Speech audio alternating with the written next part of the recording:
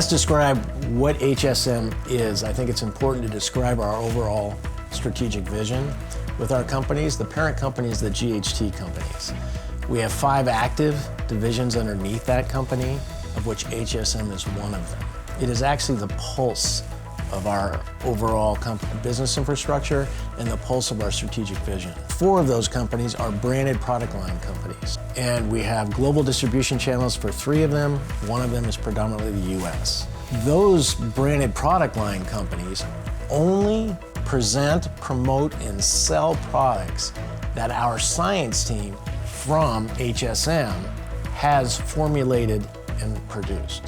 One of the things that makes our science team so unique in the industry is that they are involved in every market sector that our companies are involved with. In reference to finished products and consumer products and the quality and the regulations and everything that's important to a consumer walking into a store, our science team is at the pulse of that. The science team is very important for HSM because it's where we start developing the new formulas, new products, and capturing new customers. I think our partners like to work with us because they know us, that we will be providing good quality products. Allow me to tell you what differentiates our companies in the overall markets. This is our parent company, HSM, our manufacturing company, and our brand line companies, and that's the people. That's what differentiates our output, the people, our team.